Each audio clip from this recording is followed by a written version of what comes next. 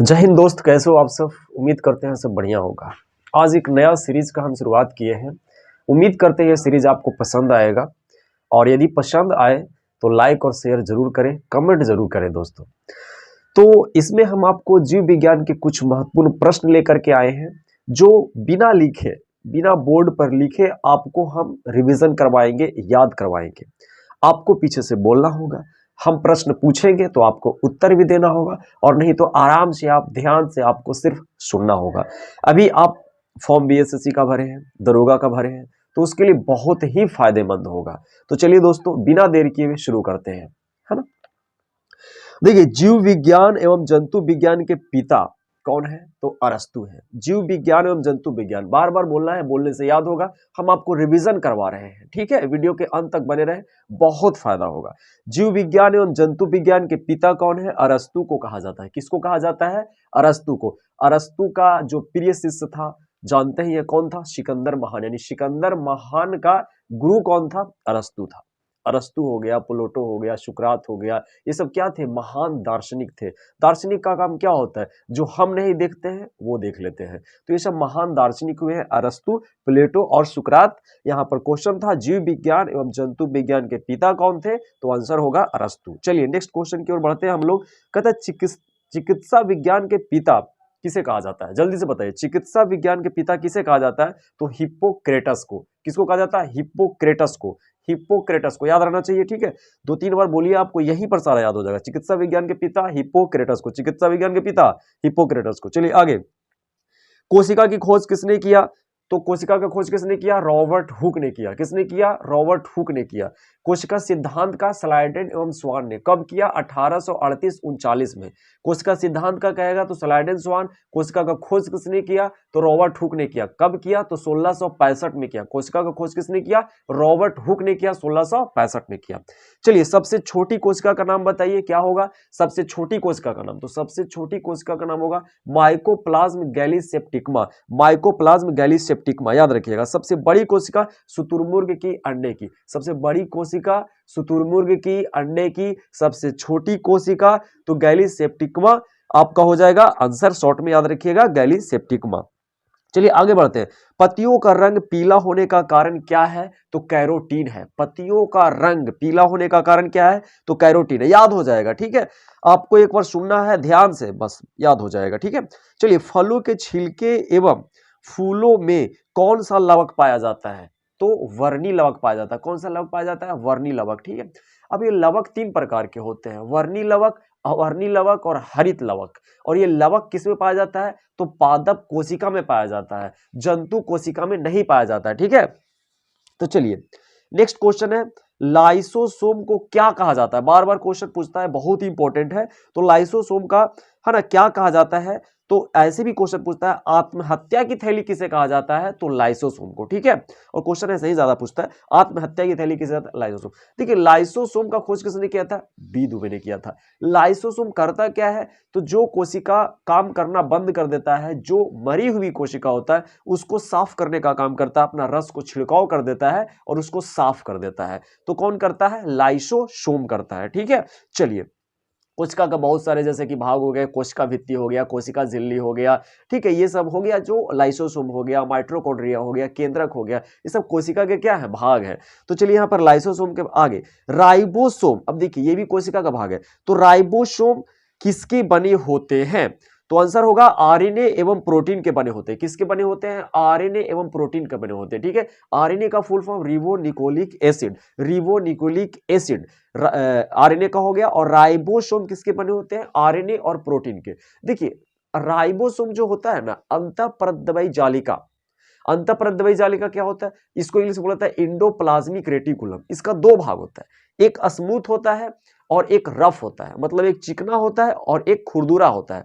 तो जो खुरदुरा भाग होता है उसमें छोटे छोटे ना छिद्र होते हैं, और उसी छिद्र को क्या कहा जाता है? राइबोसोम। और राइबोसोम का मुख्य कार्य पता है क्या होता है? प्रोटीन का निर्माण करना। यानी प्रोटीन का फैक्ट्री किसको कहा जाता है? राइबोसोम को कहा जाता है। राइबोसोम कहां होता है? अंतःपरद्रव्यी जालिका में होता है। इस चीज को याद रखिएगा। चलिए नेक्स्ट क्वेश्चन की ओर हम लोग बढ़ते हैं, ठीक है। अब कहता है कि केंद्रक में गुणसूत्र जो होते हैं वो किसके बने होते हैं, तो डीएनए एवं प्रोटीन के बने होते हैं। ठीक है, याद रखिएगा, केंद्रक में गुणसूत्र किसके बने होते हैं, डीएनए एवं प्रोटीन के बने होते हैं। ठीक है, केंद्रक में गुणसूत्र डीएनए एवं आरएनए रहता है, केंद्रक में गुणसूत्र डीएनए एवं आरएनए रहता है। ठीक है, केंद्रक में जो गुणसूत्र है उसमें क्या क्या रहता है, डीएनए, मतलब गुणसूत्र में क्या रहता है, डीएनए एवं आरएनए रहता है। चलिए आगे बढ़ते हैं। अब यहां पर कह रहा है कि मनुष्य में कितने क्रोमोसोम पाए जाते हैं, तो याद रखिएगा यहां पर 23 जोड़ा यानी 46 पाए जाते हैं, तो पता होगा। चलिए, डीएनए एक प्रकार का क्या है, तो न्यूक्लिक अम्ल है। इस तरह से भी ऑप्शन में रहेगा क्या है, तो याद रखना है कि यहां पर न्यूक्लिक अम्ल है। ठीक है, चलिए, कोशिका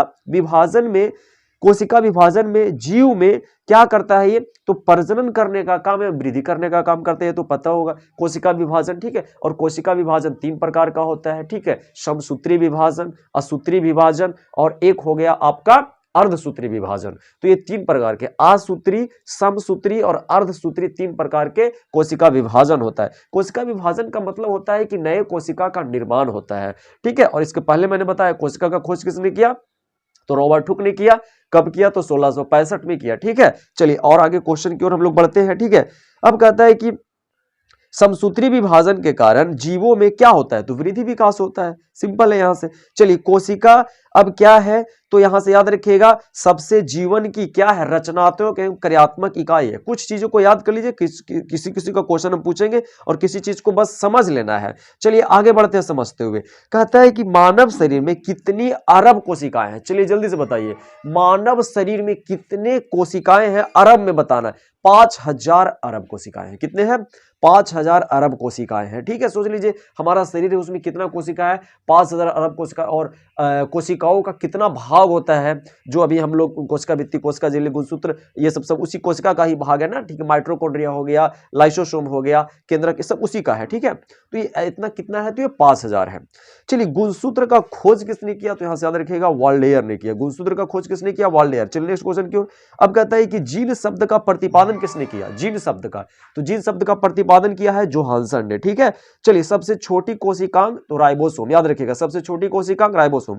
रिवीजन करवा रहे हैं, थोड़ा फास्ट करवा रहे हैं, ज्यादा क्वेश्चन हो सके। ठीक है, आरएनए की प्रमुख कार्य क्या है, प्रोटीन संश्लेषण। आरएनए का प्रमुख कार्य प्रोटीन संश्लेषण में यह सहायता करता है। आरएनए जो क्या करता है, प्रोटीन संश्लेषण में कार्य करता है। ठीक है, चलिए आगे बढ़ते हैं। और प्रोटीन का फैक्ट्री किसे कहा जाता है, राइबोसोम का कहा जाता है। ठीक है, चलिए आगे बढ़ते हैं। डीएनए से आरएनए बनने की विधि क्या कहलाती है, बहुत इंपॉर्टेंट। देखो यहां से ट्रांसक्रिप्शन कहलाता है, याद रखिएगा ट्रांसक्रिप्शन क्या कहलाता है, ये ट्रांसक्रिप्शन। ठीक है, शैवालों को अध्ययन क्या कहलाता है, फाइकोलॉजी कहलाता है। कुछ शैवाल ऐसे भी होते हैं जिसको हम भोजन के रूप में, जैसे कि फोरफायरा है ना, शैवालों को अध्ययन फाइकोलॉजी। और कुछ शैवाल खाने योग्य होते हैं जिसे को कहा जाता है फोरफायरा। खाद के रूप में भी कुछ होता है, जैसे नॉस्टक, एनाबिना, ये सब कुछ खाद के रूप में, तो वो अलग चीज है। थोड़ा थोड़ा यहां से मैं बताते चल रहा हूं। ठीक है, शैवालों का अध्ययन हो गया। फिर आपको कवक का अध्ययन अगर बोलेंगे तो कवक का अध्ययन क्या हो गया, शैवालों का फाइको और उसका माइकोलॉजी। ठीक है, चलिए आगे बढ़िए। अनावृत बीजी पौधे, देखिए अनावृत बीजी पौधे और एक होता है आवृत बीजी। अनावृत बीजी पौधे यानी इसको नग्न बीजी भी कह सकते हैं। नग्न बीजी पौधे क्या होता है, तो समझ लीजिए उसमें जो बीज होता है वो क्या होता है, नग्न होता है। समझ लीजिए बीज क्या होता है, नग्न होता है, दिखाई पड़ेगा वो। ठीक है, इसको पढ़ते हैं क्या ये कह रहा है। देखिए, अनावृत बीजी पौधे वह पौधा है जिसके बीज में आवरण या कवच नहीं होता है, मतलब वो दिखाई पड़ता है। ठीक है, और आवृत बीजी जिनमें बीज में आवरण पाया जाता है, मतलब इस बीज को आप नहीं देख सकते हैं। आवृत बीजी आवरण होता है, कवर होता है, ढका हुआ होता है, आवृत बीजी उसे कहा जाता है। आवृत बीजी भी एक बीजी और द्विबीजी होता है, जिसमें एक बीज होता है। जैसे एक बीज का उदाहरण लहसुन हो गया, प्याज हो गया, गेहूं हो गया।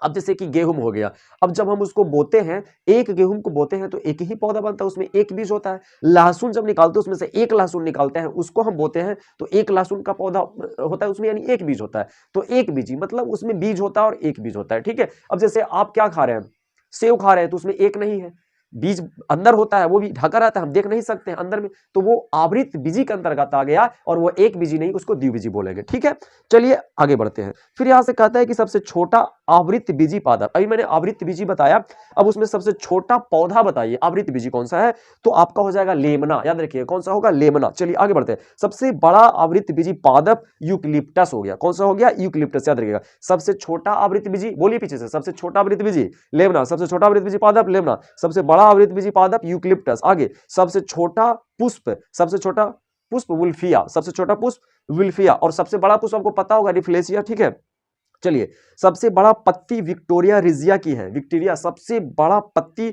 Victoria regia. याद रखिए, सबसे छोटा बीज ऑर्किड का होता है, सबसे छोटा बीज ऑर्किड का। आगे बढ़ते हैं, सबसे बड़ा बीज तो लेडोसिया का होता है। सबसे छोटा बीज अगर कहेगा ऑर्किड का, सबसे छोटा बीज ऑर्किड का, सबसे बड़ा बीज लेडोसिया का होता है। सबसे छोटा अनावृत बीजी पादप तो जैमिया पिग्मिया। अनावृत बीजी पौधा यानी इसको नग्न बीजी भी इसको अनावृत बीजी, नग्न बीजी इसको कहते हैं। इंग्लिश में इसको जिम्नोस्पर्म भी कहते हैं। याद रखिएगा, इंग्लिश में इसको क्या कहते हैं? जिम्नोस्पर्म कहते हैं। यानी अनावृत बीजी पादप यहां पर जो है वो है ना, सबसे छोटा जो है वो जैमिया पिग्मिया है।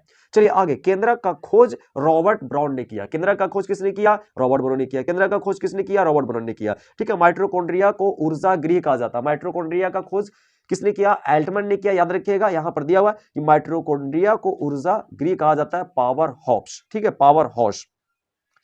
ठीक है, चलिए यहां पर डीएनए का डबल हेलिक्स मॉडल किसने दिया? वाटसन एवं क्रिक ने दिया। डीएनए का डबल हेलिक्स मॉडल किसने दिया? वाटसन एवं क्रिक ने। संपूर्ण शरीर में रक्त का परिसंचरण हृदय करता है। हृदय कौन? हृदय चार कोष्ठीय। मानव शरीर का हृदय कैसा होता है? तो चार कोष्ठीय होता है। अब मानव शरीर में लगभग कितना लीटर रक्त होता है? तो 5 से 6 लीटर रक्त होता है, याद रखिएगा। लाल रक्त कण गोलाकार होता है, केंद्र रहित तथा हीमोग्लोबिन युक्त रक्त कण होता है। एक बार हम जल्दी से रिवीजन आपसे करवा ले और क्वेश्चन आपसे पूछे, आप जल्दी से बताएंगे। आज के लिए इतना ही रहेगा और हम अंत में आपको रिवीजन कराएं। चलिए बताइएगा, जीव विज्ञान, जहां तहां से कुछ प्रश्न पूछ रहे हैं, हमको बताना होगा एकदम फास्ट। जीव विज्ञान एवं जंतु विज्ञान के पिता कौन है? तो अरस्तु है। चलिए जल्दी बताइएगा। फिर बताइएगा, आत्महत्या की थैली किसे कहा जाता है? लाइसोसोम को कहा जाता है। सबसे बड़ी कोशिका शुतुरमुर्ग के पक्षी के अंडे की होती है। कोशिका का खोज किसने किया? रॉबर्ट हुक ने किया। कब किया? 1665 में किया। सही बोल रहे हैं। चलिए, गुणसूत्र का खोज किसने किया? वॉल्डेयर ने किया। चलिए ठीक है, मानव शरीर में कितनी कोशिकाएं होती है? बताइएगा जल्दी से। तो 5000 अरब कोशिकाएं होती है। चलिए बताइएगा, सबसे छोटा आवृत बीजी पादप कौन सा है? सबसे छोटा आवृत बीजी पादप आपका हो गया, जल्दी बताइए, लेमना हो गया। चलिए ठीक है, जल्दी बताइएगा, सबसे छोटा बीज, सबसे छोटा बीज किसका होता है? किस पौधे का होता है? ऑर्किड का होता है। चलिए ठीक है, अब बताइएगा आगे, सबसे बड़ा बीज लेडोसिया का होता है। सबसे बड़ा बीज लेडोसिया का होता है। चलिए अब बताइएगा, जल्दी से बताइएगा, डीएनए का डबल हेलिक्स मॉडल किसने दिया? वाटसन एवं क्रिक ने दिया। तो दोस्त आज इतना ही। वीडियो कैसा लगा दोस्तों के साथ शेयर करें। ये रिवीजन था, जीव विज्ञान के कुछ महत्वपूर्ण प्रश्न था। पार्ट 1 था, हम पार्ट 2 लेकर के जल्दी से आएंगे और उम्मीद करते हैं कि ये आपको वीडियो पसंद आया। दोस्तों के साथ शेयर जरूर करें और कमेंट जरूर करें। दोस्तों आज इतना ही, फिर मिलते हैं नेक्स्ट वीडियो में।